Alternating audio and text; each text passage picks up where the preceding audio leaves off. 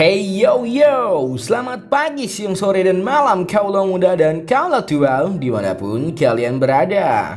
Di video kali ini kita bakal ngerangkum alur cerita film yang berjudul Crawl Me to the Darling. Salah. Crawl to Me Darling. Film ini dirilis pada tahun 2020 dan disutradarai oleh Adam Wilson.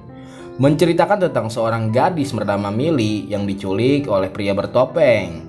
For your information guys, pria bertopeng di film ini tuh bukan Satria Baja Hitam atau pria bertopeng di Crayon Shinchan ya, melainkan pria bertopeng psikopat yang menculik wanita untuk kepuasan ia sendiri.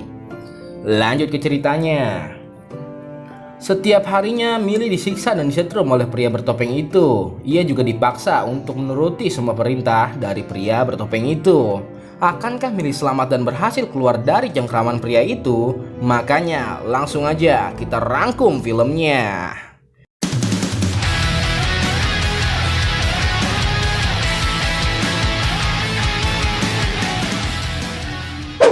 Film diawali dengan Millie yang baru pulang berkencan oleh seorang pria. Ia merasa tidak aman dan resah karena pria itu berperilaku aneh kepadanya. Sesampainya di dalam rumah, Millie langsung menelpon polisi dan berkata bahwa ia dipaksa makan kue saat berkencan oleh seorang pria. Ia juga berkata bahwa pria itu mencegah dia masuk ke rumahnya. Polisi pun meminta untuk Millie tetap tenang dan mengunci semua pintu. Tak lama setelah itu, Millie pun langsung merasa pusing dan agak mual. Ternyata itu karena ia telah memakan kue si pria tadi yang di dalamnya sudah diberi obat bius. Setelah itu, pria itu datang lagi ke rumah Millie dan langsung membawanya ke mobil.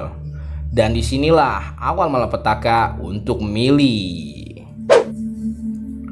Setelah Millie tersadar, dia membuka matanya. Ia sudah dalam keadaan terikat di sebuah kursi. Millie pun langsung meminta kepada pria bertopeng itu untuk melepaskannya. Bukannya melepaskan Millie, pria itu malah menawarkannya minum.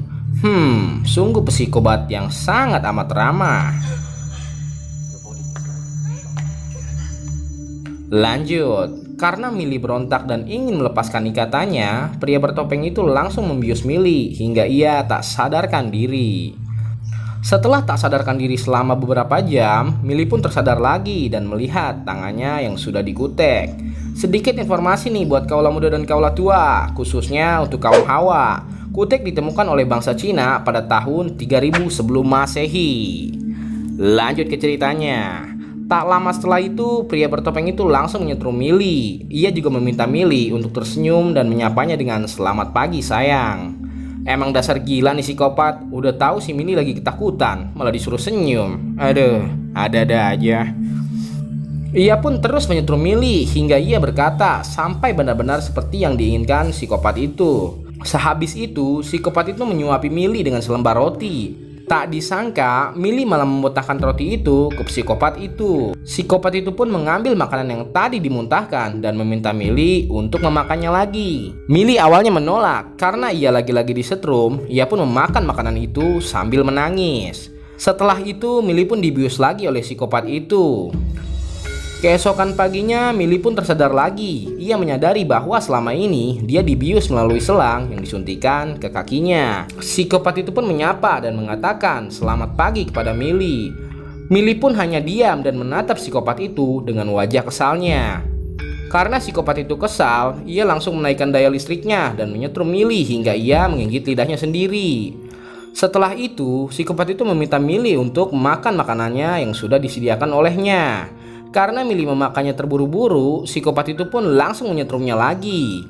Sampai akhirnya psikopat itu membius Millie lagi dan lagi. Tapi kali ini Millie menyumbat selang itu dan ia langsung berpura-pura tidak sadarkan diri.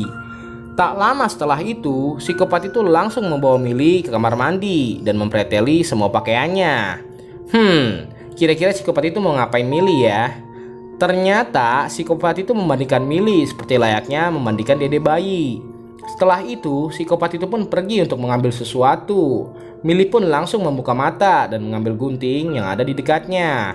Setelah psikopat itu balik lagi, ternyata ia mengambil pasta gigi. Ia pun langsung membersihkan gigi Millie. Seketika itu, Millie yang ingin menyerang psikopat itu terkaget karena ia mendengar ada suara wanita.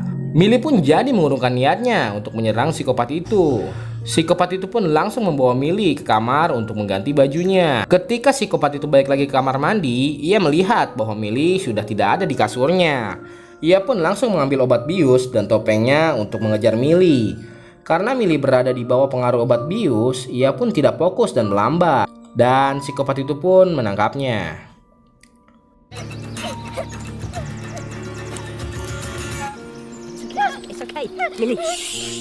Millie terheran karena psikopat itu tidak memakai topengnya. Psikopat itu pun langsung memakai topengnya dan membius Millie hingga ia tak sadarkan diri. Setelah tersadar, Millie langsung disuruh menggigit centong sayur agar ia tidak menggigit lidahnya saat disetrum.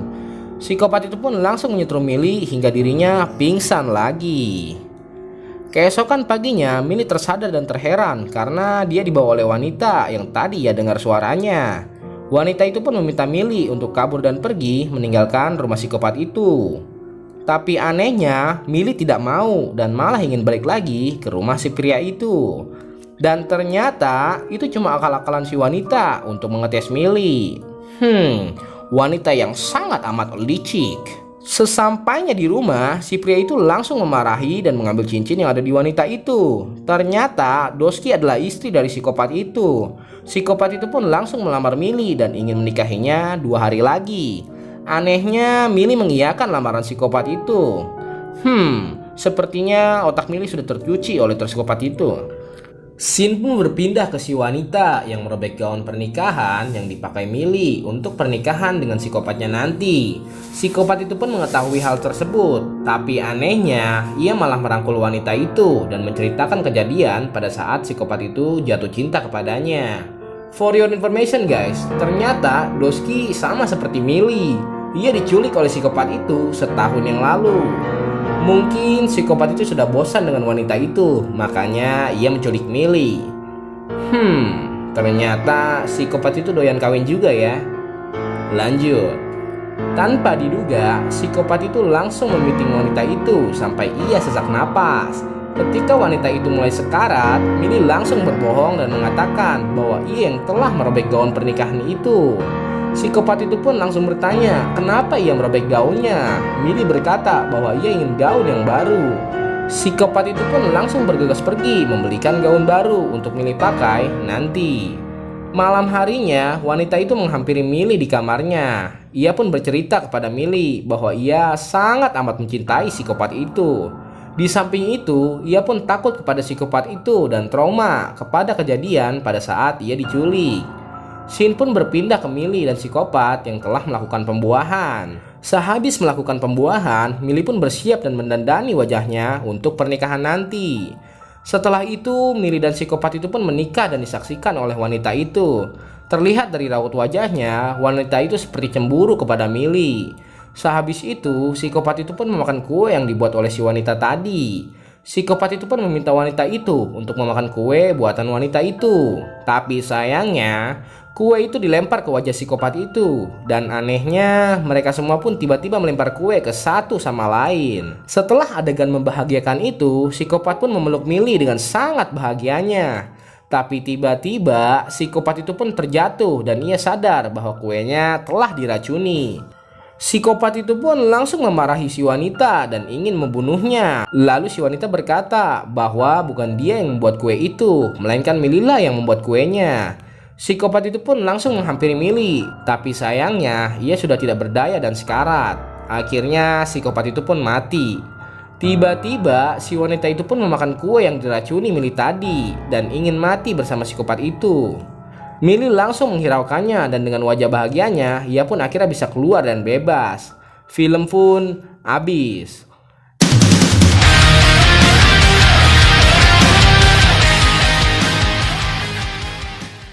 Nah, bagaimana kaulah muda dan kaulah tua filmnya? Kalau menurut saya sih filmnya biasa aja dan alur ceritanya rada membingungkan. Alangkah baiknya sih kalian nonton filmnya secara langsung biar lebih mengerti. Segitu aja rangkum alur cerita film kali ini. Saya pamit undur diri dulu. Salam Parku.